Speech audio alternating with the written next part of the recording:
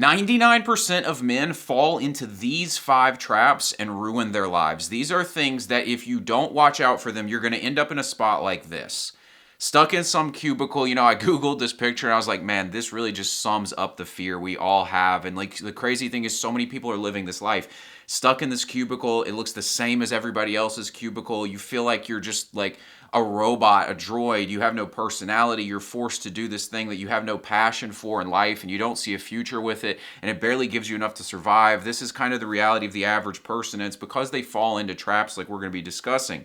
It's things like this, the Fight Club guy right there, like dead in the eyes, working some job you have no passion for, no purpose, no focus, all that kind of stuff. This kind of body, that's just fucking embarrassing, but that's truthfully the average person's body looks something like that.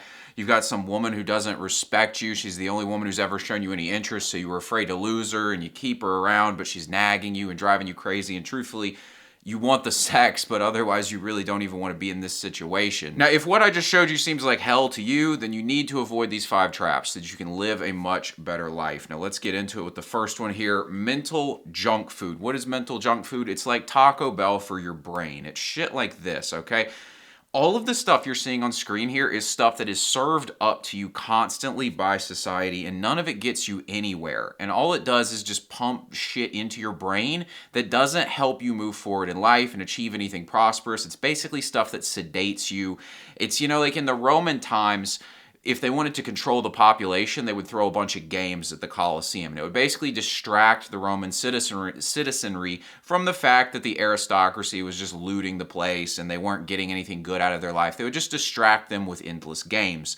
That's kind of the society we live in today. Things aren't going very well for the average person, and what do? We just get served up a ton of cheap dopamine, entertainment kind of stuff. So right here, you got pornography, free and available all over the internet, social media apps like TikTok, Twitter, and Instagram.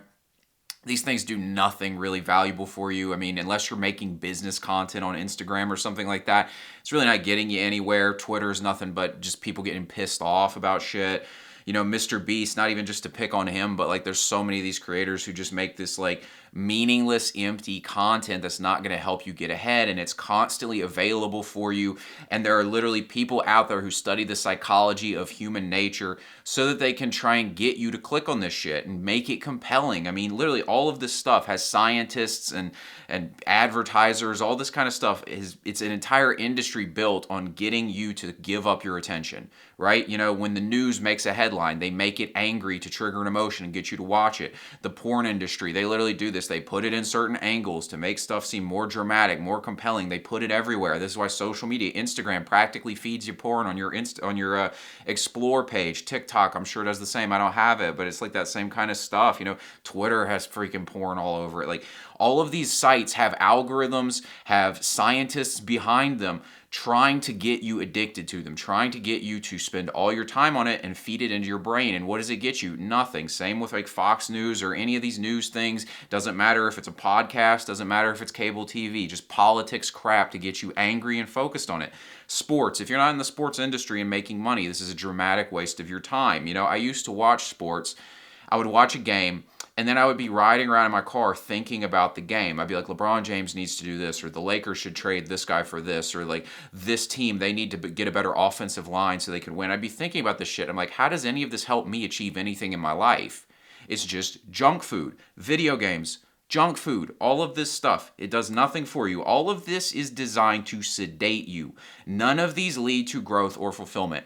Just think about it, literally, what is the outcome of watching this stuff? I talked about in the last video, the purpose of a system is what it does, meaning the outcome of a thing is the point of the thing. And if the point of all this shit is that you end up in a spot where you're just sitting around the couch, doing nothing, distracted, not going after your goals, then that was the point. And so you need to pay attention to that kind of stuff. And 99% of men spend their time sedated and paying attention to this stuff. They get off work from a job they don't like, and rather than doing something to get out of the job, they just go consume stuff, numb themselves out, eat Taco Bell, all that BS, and then they're wondering why they're trapped in life. This is a huge trap most people get themselves sucked into. The same way that junk food produces a weak, sickly body, mental junk food produces a weak, sickly mind.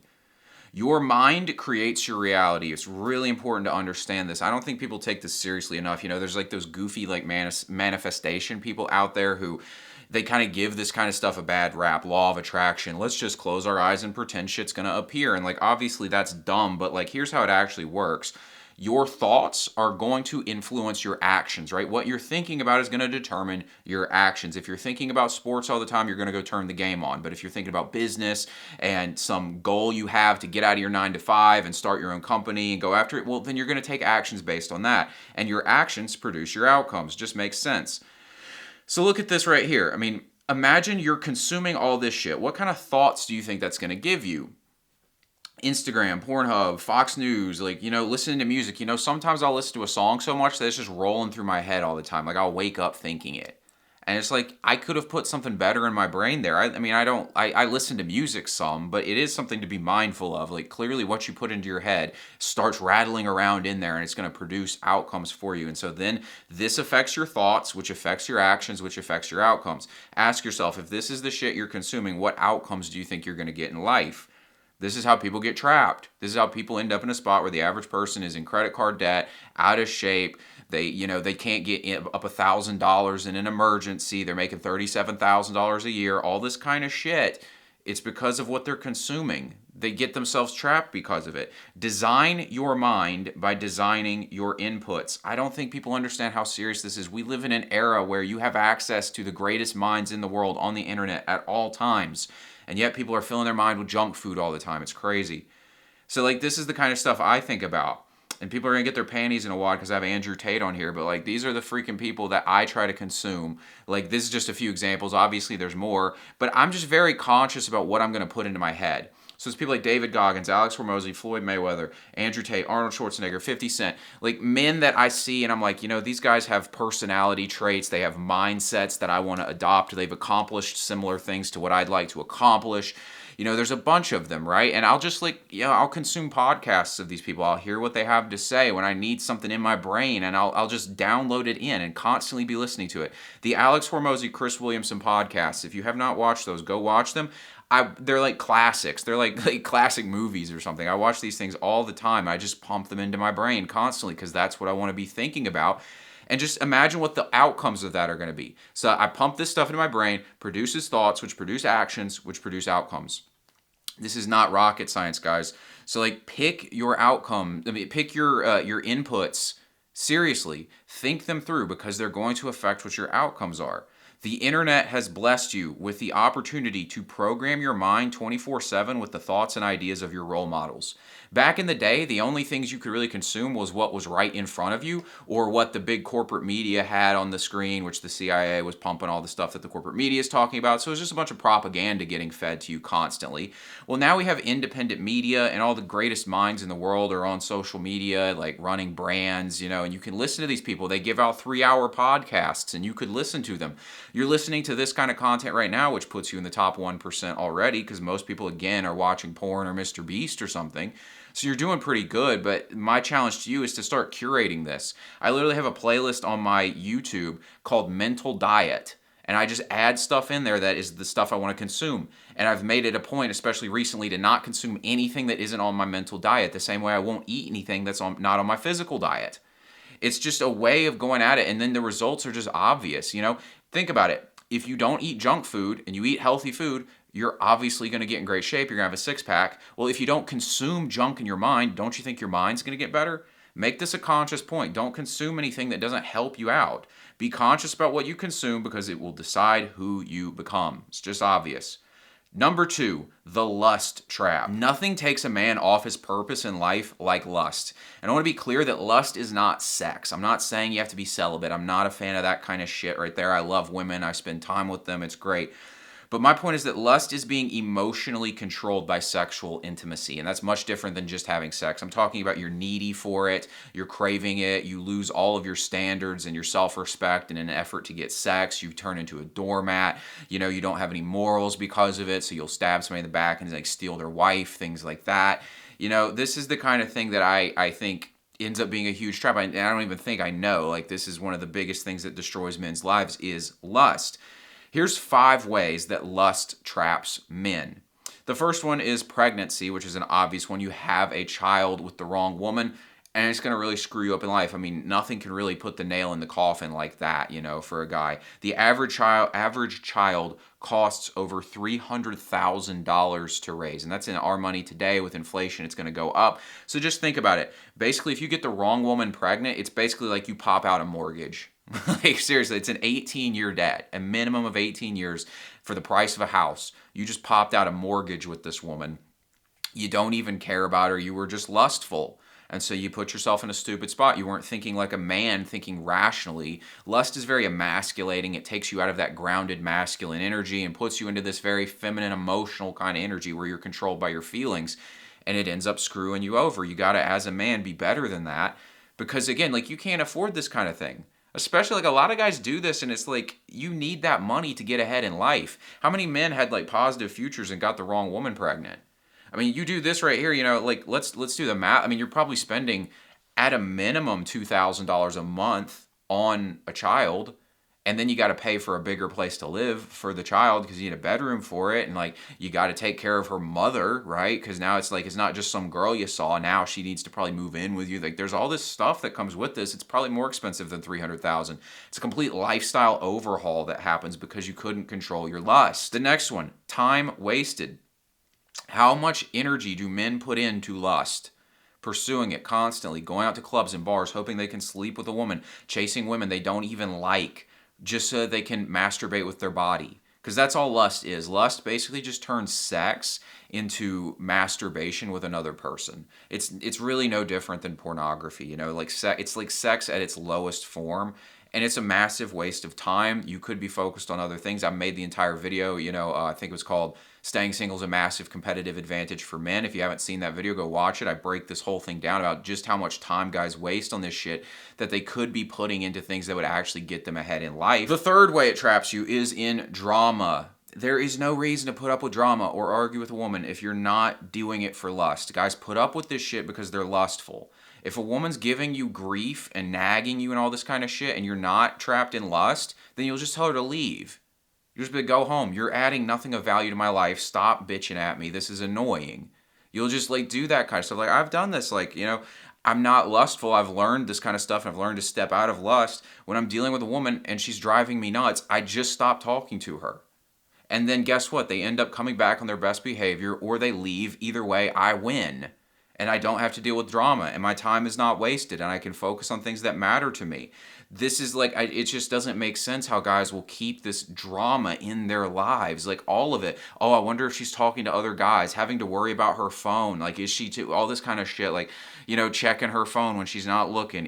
Why is she 20 minutes late? Why hasn't she texted me back? What kinds of things should I do to get her to pursue me? Like, thinking all of this kind of crap is all driven by lust and your emotional need for this woman's validation. And it's all drama that you don't need to have in your life if you could just let it go. Number 4, the female life path. When men get caught up on lust and emotional need for women, all this kind of stuff, they give up their life path for her life path. They don't want to get married yet, but they get married because they want to preserve the sex. They don't want that mortgage in the suburbs and like have a kid yet. They're not ready for all that stuff. They want to go live their lives, but they go on that life path because they want to keep the girl happy. They're basically doing all this stuff to preserve sex that they were already getting. It's kind of stupid and backwards. And it's very scarcity minded too. You're like, oh, I can't lose this girl. It's like, why? Just go get another one. Like, if she's ready to do something else, just go get another one. There is no such thing as one woman. It just doesn't make sense. I don't understand guys like giving up everything in their lives just to keep sex that they were already getting when there are 3.5 billion women on the planet. It just doesn't make any sense. Like, we act like sex is this rare commodity like gold or diamonds or some shit like that. It's like, no, it's like one of the most abundant resources on the planet is sexual access. It might be the most abundant. It's like air, basically. It's literally everywhere. You can't walk down a street without seeing a woman. All right, and obviously you're not gonna have sex with all of them, but my point is like this notion that it's like this thing that must be preserved at all costs, you know. It's which one's worth more, your career that could be something great or one woman? This isn't even a hard argument. It's obvious. Which one's worth more, a great body or a woman? There are way more women out there than guys with great bodies. Like, you know what I'm saying? Like, this stuff it's just not worth it. But guys destroy their whole lives for lust because they're caught up on this. They get one-itis. They're obsessed with this chick. And this is what happens. It's a huge trap. How many men have you known who, like, they had goals in life and suddenly they get a girl and they vanish out of your life. You don't talk to them for a year. Suddenly they're married. Suddenly they've got a dog, and suddenly like they basically just crash themselves out. And society will tell you it's a good thing, which is where society just, tries to emasculate guys and tell them like, hey, your point in life is to submit to the female frame and give up all your goals in life and just, happy wife, happy life, and be like a sedated dude living in a house. You've kind of like chopped your balls off. That's kind of what they'll tell you. And like, this is what most guys do. It's a trap. The final trap is commitment. And I don't mean commitment in the narrow sense of like dating one woman. I mean commitment in the sense that if you're dating a girl, well, that means you need to take her on dates. Like if she's your girlfriend, you got to take her on dates. You got to text her. You got to call her. Like there's these things that you're responsible for because you've made this commitment to this person. If you're married, you have to build your future with this person. And it's not that that's not something you should do ever. But if you're in a spot in your life, most of you watching this, you're not finished products. You haven't achieved all your goals in life. I would tell you that having that kind of commitment just limits you and caps you. And that leads us into the third trap, which is the commitment trap. It is hard to live a great life, and it is made much harder when you add in unneeded commitments. Something to understand, like guys understand that like going on a different life path and getting something great, that's a huge commitment you have to make, and yet they want to make that commitment while also making a bunch of other commitments. It's like you can't have it all, guys, and seriously, you're just making this way harder, and it's kind of arrogant to think that you can get top elite 1% or even greater than 1% results in life while also trying to drag a bunch of other crap with you, all these commitments and things like that. It's stupid. Here's some examples of commitments that guys get themselves into that really keep them trapped in a life they don't want to live. Marriages, for example. I'm not saying you can't get married, but I'm saying if you get married before you've established yourself where you want to be at in life, it's a huge commitment and responsibility. It's something that your future self now has to deal with, right? You can't just run off if you're married, right? You can't just be like, you know what? I don't like my job. I don't like the living situation I'm in. I'm going to move across the country and go start this other thing. You can't do that now. You got a dog. Even that's like a minor commitment. You want to go on a trip. Well, now I got to figure out where I'm keeping the dog. It's an expense I got to deal with. I love dogs, but like it's you got to understand what you're doing when you get these things. These are commitments and responsibilities. A mortgage. I sell real estate. I have no problem with mortgages, but my point to you guys is a lot of you don't want to go down the normal life path, but you're in a spot where you haven't accomplished your goals yet. And I'll tell you, getting a mortgage is a bad idea in that situation. I sell homes to people who are established. And if you're established, it makes perfect sense. You shouldn't be renting if you've already established yourself and you know your plan for your future. But if you don't and you're not happy where you're at, these kinds of things are commitments. They're responsibilities. Debt is a responsibility for your future self. When you take out debt, you basically tell the bank, my future self will take care of this. And so now your future self is stuck. He can't just quit his job because he's got responsibilities. You get what I'm saying? A child, the same thing, right? You have to be responsible for the child over yourself if you have one. A car that you don't need that's too expensive, right? These are, again, commitments you are making. I agree, I will pay for this car. Now, a car you can sell, but it's going to lose money. You're probably still going to have to pay something back. I wouldn't recommend it if you're not established yet. Keep your commitments as low as possible because these are the kinds of things guys get themselves trapped into. What happens is they get some job they don't like, and then they're not patient and willing to navigate that situation and get out of it, and so they start racking up all these commitments here. They get the car because they want to show off and look like they're making it in life when deep down they hate their life. They buy a house before they should. They have a kid because they're being irresponsible. They do things like that. I put the clock on here because one of the biggest commitments, if not the biggest, is time commitments. A lot of guys keep time commitments that keep them from achieving their goals. I have basically for several years now understood that I have to be willing to give up all time commitments that do not lead me where I want to be in life. Like if it's not gonna help me be who I want to be, that ultimate version of myself, I have to get it out of my life. And that was a hard pill for me to swallow, but I just realized it's like you have to get comfortable being a dick to people and being really ruthless with your time. It's like, does this get me in shape? Does this make me more attractive? Does this, make me richer? Does this improve my quality of life in some way? Life maxing. If it's not doing that, I'm not doing it. And it's a ruthlessness that has to be done, but most people aren't willing to do it. They create these time commitments all the time. So, they work a 9-to-5 job they don't like. And then on the weekend, they go to some, social event that they don't really want to, but they don't want to say no to the person. And it's like, well, you just spent 8 hours doing something you didn't want to do when you could have been getting out of the situation you're stuck at in life. I put these guys down here drinking. It's like guys will keep up with social friendships, like these friendships they have that they don't really feel that connected to, but they'll keep up with them for some reason just because I guess they don't want to be lonely. And it's just like you waste every weekend with these people you don't have much of a connection with. If you're not drinking with them, it's not like you can even bond with them all that much. You got to be willing to give this kind of stuff up, but people don't. You cannot leave your job if you have a kid to feed. Just understand that. And you cannot work on your dreams if you need to waste time with low quality friends. If you have high quality friends who are going after the same goals as you, that's very valuable. But if you're just keeping people around just because you don't want to be lonely and shit, it's just a gigantic waste of time. It's a commitment that's sucking you away from your goals.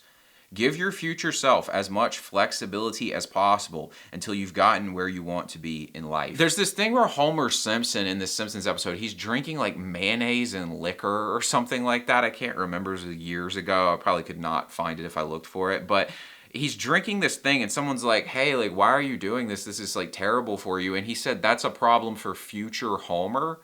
And that's like what a lot of people do in their lives. They're like, hey, like, let's buy this thing. Let's, finance this car. Let's go out this weekend and get fucked up and all this stuff. And it's like, oh, that's a problem for future me to deal with.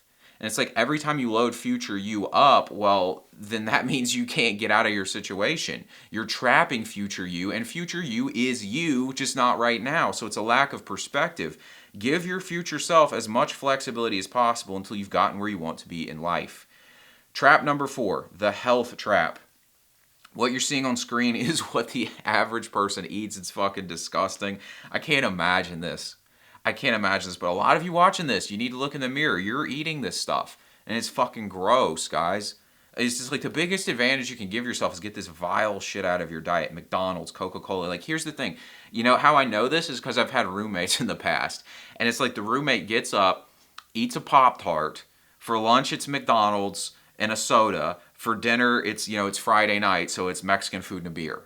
And it's like, dude, you're fucking disgusting. Like, come on, man. Like, guys, like, I look at this shit and I'm just like, this is disgusting. Seed oil and everything. Like, come on, guys. Like, I'm going to leave it at that. I have nothing more to say. It's just disgusting. I got this picture right here.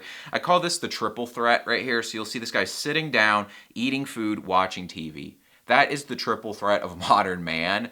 It's like all 3 of those things are fucking you up, and everybody does this every single night. They sit down, which is bad for you. They sit at their job. They get home. They sit some more. Now they're eating, and I'm sure they're not eating a steak and eggs. They're eating freaking burgers like this or some shit, a bunch of empty calorie bread and oils and things like that. And then they're watching TV, which again is mental junk food, because I'm sure they're not watching a self-improvement podcast or watching this video. Maybe you're watching this right now on your TV while you eat junk food. Well, I'll tell you, you're doing the double threat. You have one of the 3 right. Stand up, walk on the treadmill while you're watching this shit, and eat a steak instead of eating some crap food, and you'll be all right. But like, this is what most people do. The triple threat. Just think about that. Every time you sit down with food in your hand, be like, I'm about to commit the triple threat. And just let that be in there, because like you fix this, you're doing better than most. Right here, this is what's going on with the average man's health because of the way he lives his life. Infertility. The average man today has a sperm count that is 1/3 of what it was in 1973. That is environmental issues. That is dietary stuff. That is a sedentary lifestyle. It's probably, sitting around with a computer on your lap or a phone in your pocket all the time. All that kind of stuff is having negative effects on your fertility levels and your testosterone right here. Testosterone is going down 1% annually for the last 40 years. It's a massive epidemic, and it's because of the way people take care of their health. 2.7% of Americans live a healthy lifestyle. Think about that. Literally, 2.7. Less than 3 out of 100 people that you see are living that way. And the sad thing is I can see that. That makes sense to me. Now, what is a healthy lifestyle? You're exercising regularly. You're on a good diet, meaning you're eating an appropriate amount of food, and it's like a nutritious kinds of foods and things like that. And then your body fat percentage is in a normal range. 2.7%. The point of that is that taking care of your health is a massive competitive advantage, and when you screw this up, You know, you make yourself much less attractive to people, obviously to women. You're not going to do as well with the girls. You're obviously, I showed you how it's affecting your sex hormones and your testosterone levels. It's going to make you much less attractive. You know, there's something called the halo effect, which shows that attractive people are more likely to get paid more. Being in better shape makes you more attractive, and it comes off as you're a leader. I've had this experience. Like, being in good shape, people naturally defer to me and think that I'm like, I know what I'm doing. Because they're like, oh, like, this guy's clearly disciplined. He takes care of himself. Like, I'm able to walk in rooms and establish authority immediately by the fact that I'm in good shape. I'm telling you, taking care of your health is a massive competitive advantage you can give yourself. And here's the thing. If you're in your 30s and your health's a wreck, you can fix it. But it gets harder and harder to fix.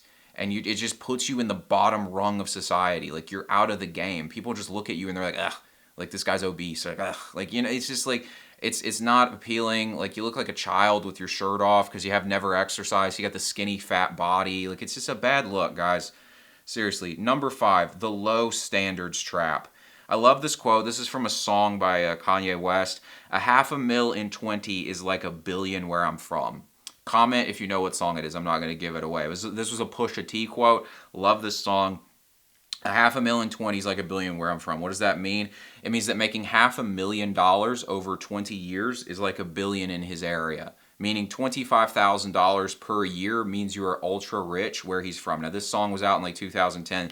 That's like probably $32,000 here, but you get the idea. Like, the point is, if you come from a world where $25,000 a year feels like you're rich, you will never consider what else is out there. It's important to understand that we are all trapped in low standards in one way or another. Our environment traps us, and this is again why it's important to have the correct mental diet, because you'll consume things that are out of your immediate environment, which can remind you of what's actually possible out there. But, you know, most men never go after anything in life because they don't even know what's possible.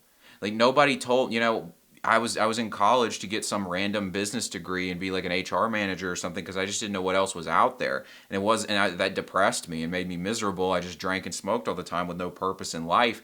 But once I figured out what else was possible out there, it changed my life. And a lot of guys just are trapped by the fact that they haven't heard about what's possible out there, so their standards are incredibly low. You take the 9-to-5 job you don't really like because it's all you know to do. Nobody told you. It's like, hey, you can be a digital nomad. You can be an entrepreneur. You can start a company. You can be in finance. You can, you know, be in sales. There's all these different options, but it's like you just take the 9-to-5 because that's what they told you to do. You get married to the first girl who shows you attention because you don't have perspective. It's like a guy goes from like he doesn't get any attention with girls in his early 20s. Some girl finally gives him a little attention. He doesn't have the perspective to know that if he just keeps improving himself, he's going to get more and more access to women. So he just dates the first girl that shows him attention. He marries her. He doesn't have standards. His standards are too low. And everyone around him is probably doing the same thing. He's never been to a place where he can see there's like tons of beautiful women and guys who are killing it in life. And they're living a completely different way of doing the relationship game. But your standards are low, and so you're trapped in it. Everyone else is out of shape, so you don't even notice that you are too. It's like I've been in this situation. Like I was around a group of guys this summer. We went out on a boat, and I was the only one there who like regularly exercised, and it was like night and day the difference between me. I still stood out like a sore thumb basically compared to them, and it's like they don't even notice because like they're all hanging out with each other all the time and stuff, and so they don't even notice. It feels normal. Whereas, like, if it was just one of them and, like, 5 guys like me, suddenly they'd be like, oh, fuck, like, I need to get in the gym. They say you're the sum of the 5 people you spend the most time with, That's the problem with most people. They don't know anybody who's really in good shape, and so they're not comparing themselves to the right people, and this is what you get. I'll put this right here. This is the Plato's Cave allegory. So the story of Plato's Cave is that there's a group of people right here. You can see them. They're behind this wall looking at the shadows being projected, and they think that the shadows are real life. And then there's these people who have escaped the cave up here, and they're seeing the real world for what it actually is. And when they go try and tell the people in the story, they go try and tell the people, like, hey, like, here's what's really out here. These shadows on the wall, like, this is not actually what's going on. And they're like, no, that's BS. Like, that's not real. Like, the shadows on the wall are the truth. Like, most people are stuck in Plato's cave. Like, You will even tell them what's possible out there and they will not believe you. They're too busy listening to the propaganda on TV. They're stuck in their world. They'll even if they believe you, they will rationalize why it can't work for them, or they'll tell you why like that's not really what you want. Like they'll say, Lamborghinis aren't nice. Like they'll say, I don't want a Lamborghini. I'm happy with my Toyota. And it's like they're coping. They're just saying this kind of shit. They don't mean it. I mean, it's not even just about materialistic things. You could tell them like, hey, you could go live in a nicer location. They'd be like, I don't want to live in Miami. I'm happy in, Duluth, Minnesota, where it's like 3 degrees all year and shit. Like, no, you're not. You just haven't been to Miami. You know what I mean? Like, this is the kind of stuff that, like, people are caught in Plato's cave, and it's the low standards trap. They never go after anything great in life because they have never allowed themselves to truly consider it. Now, one of the best things you can do in life is expose yourself to the other side of male life, meaning, like, just see what's out there. It's a game changer. I went to Miami recently, and it was a massive eye-opener for me just to realize what was possible. And I've done several of these kind of trips in my life where I go experience what I call the other side of male life. This is a term I got from the YouTuber First Man. And it's the kind of thing that just wakes you up. And you're like, oh, like, there's a different way to do this life thing out here. Like, you don't have to work a normal job. You don't have to, live somewhere where it's cold all the time.